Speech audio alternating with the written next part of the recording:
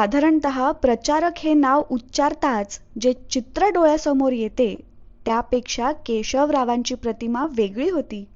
गृहस्थी जीवन जगणाऱ्यांपेक्षाही अधिक नियोजनबद्ध कार्य करणे व जगणे ही त्यांची सवय होती.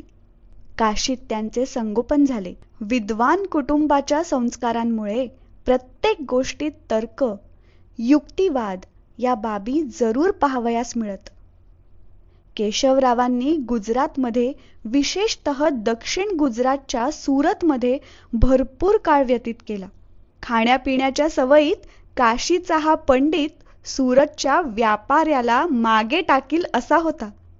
आमच्याकडे एक म्हण आहे, सुरतनु जमण आणि काशीनु मरण, म्हणजे सुरतचं जेवण आणि काशीचं मरण. येथे तर काशीचा पंडित सुरतच्या जेवणाचा दर्दी झाला होता. अत्यंत सुदृढ व नीटनेटकी जीवनशैली, वस्तूंचा चोखंदळपणा व प्रभाव टाकणारी राहणी याचा प्रभाव त्यांच्या कार्यातही दिसत असे. गंगेच्या किनारी काशीत बालपण घालविणारे केशवराव साबरमतीच्या किनारी गुजरातच्या भूमीवर ठाण मांडून बसले. ते पक्के गुजराती वाटत. जेवण खाण, राहणी, भाषा सारे काही 100% गुजराती व्यक्तिमत्व.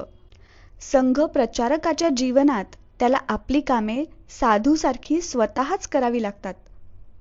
सर्व प्रचारकांना याची सवय असते. कपडेही स्वतः धुतात. केशवरावांना साबणाची ॲलर्जी होती. कपडे धुताना साबण हाताला लागला की संपूर्ण हातावर पुटकुळ्या येत. त्याचा फार त्रासही होई. पण अनेक वर्ष हा त्रास सहन करीत ते स्वतःचे काम स्वतःच करण्याचा प्रयत्न करीत. स्थिती असह्य झाल्यावर मात्र डॉक्टरांच्या सल्ल्यानुसार आपले कपडे इतरांकडून धुवून घेण्यास ते तयार झाले. केशवरावांना शिऱ्याचीही ॲलर्जी होती. शेजारच्यांच्या घरात शिरा भाजला जात असेल तर त्याच्या वासाने त्यांची प्रकृती बिघडू लागे. डोके दुखणे, उलटी होणे यासारखा त्रास त्यांना होत असे. त्यांच्या प्रवासादरम्यान त्यांच्या या बाबींची स्वयंसेवक पूर्ण काळजी घेत. ते मूळचे राहणारे उत्तर प्रदेशचे असूनही गुजरातच्या जनजीवनाशी एकरूप झाले होते. गुजरातला त्यांनी आपली कर्मभूमी मानली. भाषा, वेशभूषा, रीतिरिवाज वगैरे बाबी त्यांनी अशा काही आत्मसात केल्या होत्या की कोणी त्यांना गैर गुजराती मानण्याचा विचारही करू शकत नव्हते. आणि अशाच आत्मीयतेमुळे त्यांनी गुजरातमध्ये हजारो कार्यकर्ते तयार केले. त्याच्या आधारे गुजरातमधील संघकार्य वेगाने पुढे जात आहे. संघकार्याच्या दृष्टीने गुजरात देशभरात सर्वोच्च राहावा अशी त्यांची इच्छा होती आणि यासाठी ते नेहमी अथक परिश्रम करीत होते. केशवरावांची कार्यशैली एकांगी नव्हती तर सर्वांगीण होती. माहिती गोळा करण्याचेही त्यांचे अनेक स्रोत होते. प्रत्येक गोष्टीची खडानखडा माहिती त्यांच्याजवळ असे. वेगवेगळ्या विषयांची माहिती मिळवण्यासाठी संघाच्या परंपरागत सूत्रांव्यतिरिक्त समाजाच्या विविध वर्गांशी संपर्क ठेवून ते ती माहिती मिळवत. संघटनेसाठी प्रवास आणि संपर्क या 2 मूलभूत बाबी मानल्या जातात. या दोन्ही बाबतीत केशवरावांची कार्यशैली अद्वितीय होती. संघकार्यात परिवार संपर्काला फार महत्त्व आहे.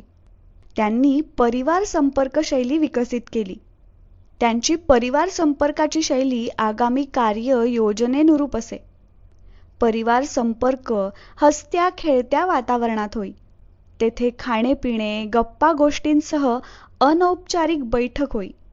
परिवार संपर्कावेळी कार्यकर्त्यांसोबतच अन्य लोकांनाही त्या कुटुंबात बोलवून भावी योजनांबाबत ते त्यांच्याशी मुक्तपणे चर्चा करीत.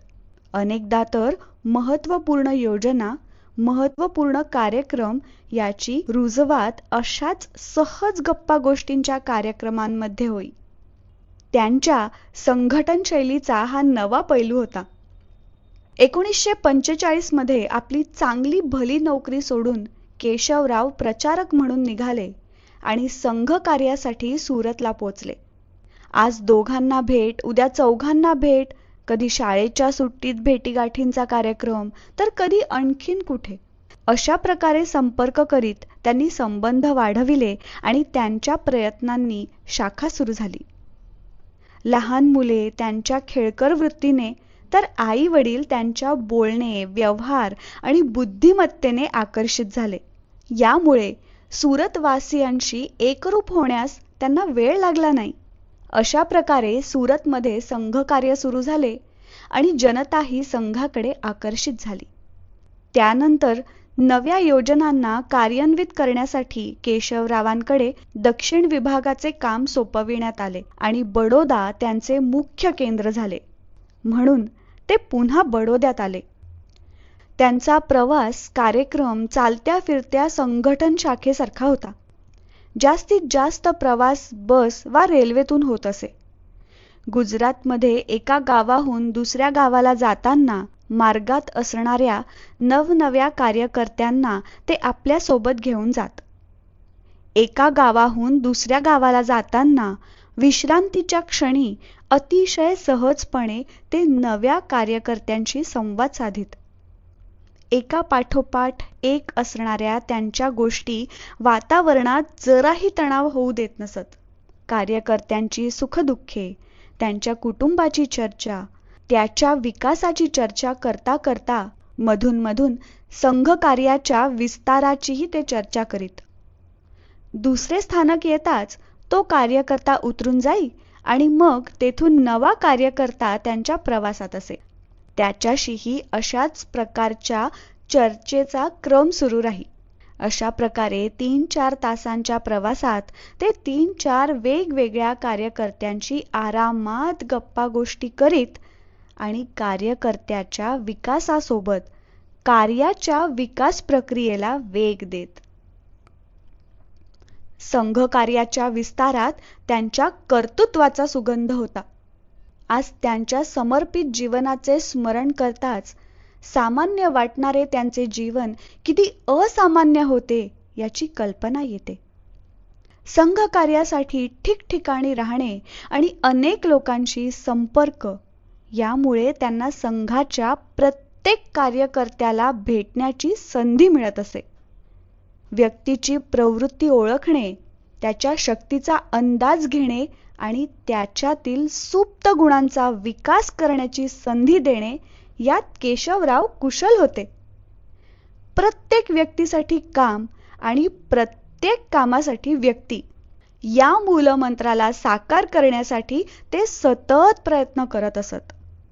लहानातील लहान स्वयंसेवक वा त्याचे कुटुंबजन यांच्याकडून कोणतीही सूचना वा नवी माहिती मिळाल्यास ती स्वीकारण्यात त्यांना जराही संकोच वाटत नसे. स्वयंसेवक घडविण्यासाठी प्रक्रियेत वेळ न घालविता, न दवडता त्या व्यक्तीमधील गुणांना नवे वळण देऊन राष्ट्रकार्यासाठी प्रेरित करणे हे केशवरावांच्या कार्यशैलीचे महत्त्वाचे वैशिष्ट्य होते. अशा प्रकारे ते जास्तीत जास्त व्यक्तींच्या शक्तीचा कामासाठी उपयोग करून घेऊ शकत असत. गुजरातच्या संघजीवनात धडाडीच्या निर्णयासाठी केशवरावांचा कार्यकाळ नेहमीच स्मरणात राहील. कार्याची बेरीज करण्याऐवजी त्याचा गुणाकार करून कार्याचा वेग वाढवण्यासाठी ते प्रयत्न करीत. गुजरातच्या संघजीवनात 35 लाख रुपयांची रक्कम गोळा करणे अशक्य वाटावे असा तो काळ होता. 1981च्या फेब्रुवारीमध्ये मीनाक्षीपुरममधील दलितांच्या धर्मांतराने सारा देश हादरला. संघाने संपूर्ण देशात जनजागरण अभियान सुरू केले आणि दलित आदिवासींच्या कल्याणासाठी विविध योजना राबविण्याचे रचनात्मक कार्य हाती घेतले. गुजरातमध्ये त्यावेळी निश्चित कालावधीत धनसंग्रहाची मोहीम सुरू करण्यात आली. त्यावेळी 35 लाख रुपयाची रक्कम ही फार मोठी वाटत होती. पण गुजरातमधील संघाने 35 लाख रुपयाचा मदत निधी गोळा करून संपूर्ण देशातील संघ जीवनावर आपली एक छाप उमटवली. अनेकांचे प्रयत्न व कर्तृत्व यांमुळे हे साध्य झाले. त्यावर केशवरावांच्या धडाडीची स्पष्ट छाप पाहायला मिळते. केशवराव जे काम हाती घेत त्याच्या तत्काळ फायद्याचा विचार न करता येणाऱ्या 5-10 वर्षांनंतरच्या परिणामांचा ते विचार करीत. त्यामुळे दक्षिण गुजरातमध्ये संघकार्याव्यतिरिक्त परिवारातील अन्य कार्यांनाही चांगला प्रतिसाद मिळाला. सुरत शहर जिल्हा, बडोदा शहर जिल्हा आणि वनवासी भागांमध्ये जनसंघ, भाजप, वनवासी कल्याण परिषद यांना मिळालेला प्रतिसाद केशवरावांच्याच दूरदृष्टीचा परिणाम होता.